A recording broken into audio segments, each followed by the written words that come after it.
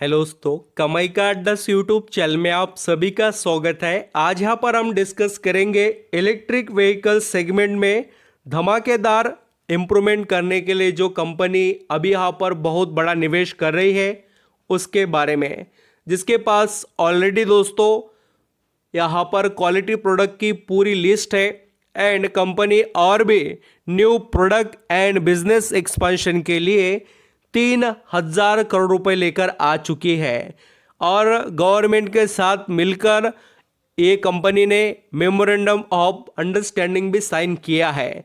तो ये जो आज के लेटेस्ट न्यूज़ आए हैं मार्केट क्लोज होने के बाद में, वो यहाँ पर हम डिस्कस करने वाले हैं।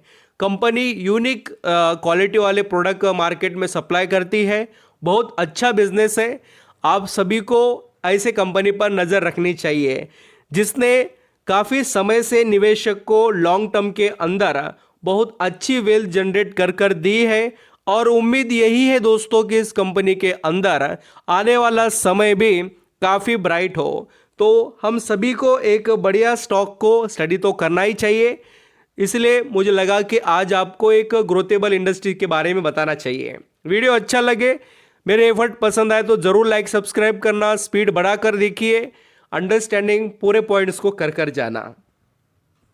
यहाँ पर हम दोस्तों जिस कंपनी के बारे में बात कर रहे हैं उसका नाम है, देखिए, royal Enfield means Eicher motor. इस कंपनी के बिजनेस में आपको अभी बड़ी धमाकेदार तेज़ी देखने को मिलेगी, क्योंकि कंपनी ने क्या क्या, देखिए, global investor meet 2024 Royal Enfield ink MOU means Memorandum of Understanding with the Tamil Nadu government for purpose investment rupees 3,000 crore रुपए। आप देखिए ये जो न्यूज़ है, अभी इसका इम्पैक्ट और इसका मतलब क्या है वो थोड़ा आपको समझना ज़रूरी है।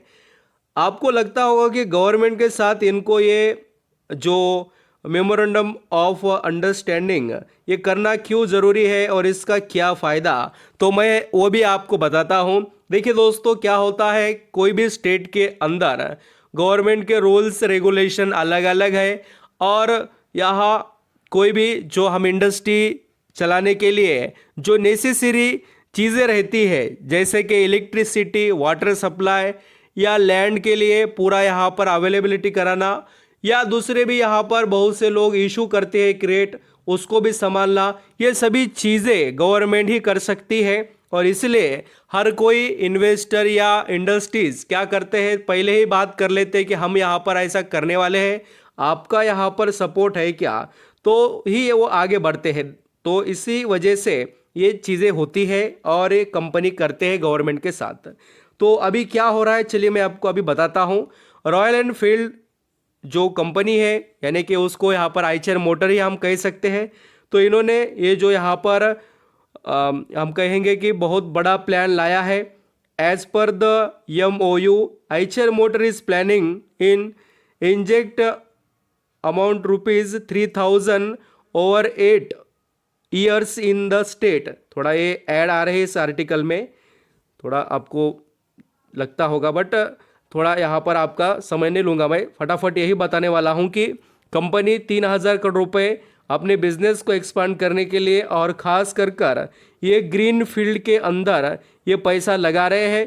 प्रोजेक्ट्स ये जो होने वाले हैं आने वाले समय में, इसके अंदर EV न्यू प्रोडक्ट्स एंड दोस्तों जो एक्सपेंशन रहेगा, कैपेसिटी एक्सपेंशन यही होगा। जैसे कि आप समझ पा रहे हो, इस ये जो इन्वेस्टमेंट का मोटिव क्या है आइचर मोटर का, तो वो मोटिव है एक्सपेंशन और न्यू प्रोडक्ट अपने लॉन्च करना।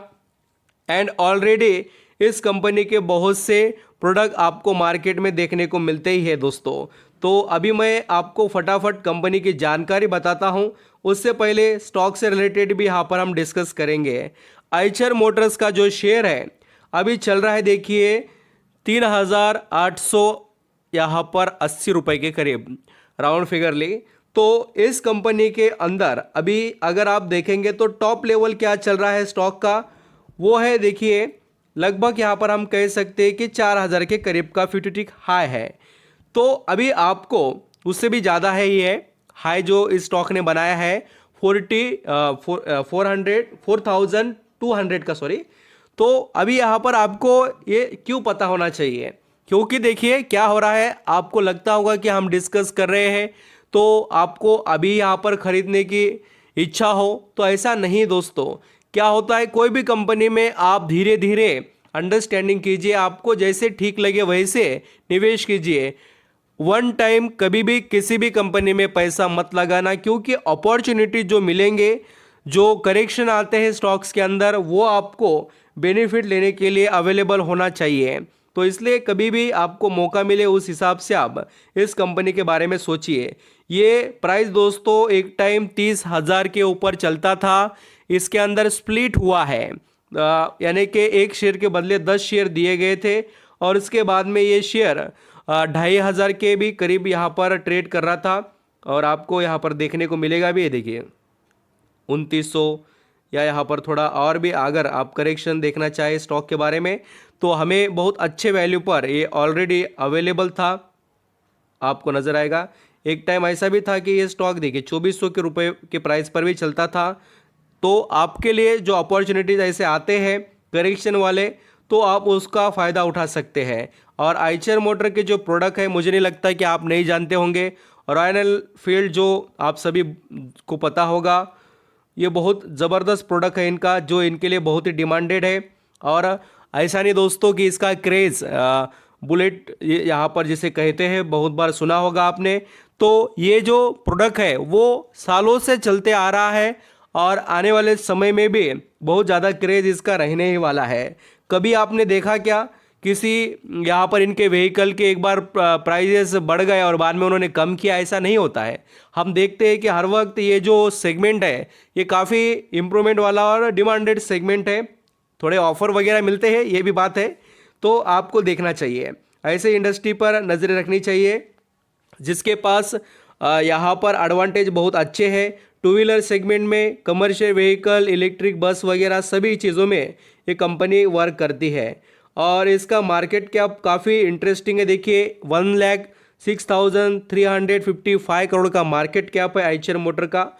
एंड इसका पी रेशो एक रिजनेबल यहाँ पर वैल्यूएशन पर है, ऐसा हम कह सकते हैं। और इसका रिटर्न ऑन इक्विटी और रिटर्न ऑन कैपिटल एम्प्लॉयड, ये बोथ थिंग्स एक बढ़िया लेवल पर ट्रेड कर रहे हैं कंपेयर टू अदर इंडस्ट्रीज। तो इसलिए आप यहाँ पर स्टडी करना ऐसे कंपनी को बनता ही है। रॉयल एनफील्ड इनका जो ब्रांड है दोस्तों, ये बहुत ज़बरदस्त है। और ये जो अपना मोटरसाइकिल्स होते हैं, या यहाँ पर हम जिसे टू व्हीलर व्हीकल कहेंगे इनका, जिसे बुलेट नाम से भी जाना जाता है, बहुत बार मैं इसलिए बता रहा हूँ क्योंकि हमारे इधर यहाँ पर इसे ऐसा ही बोला जाता है।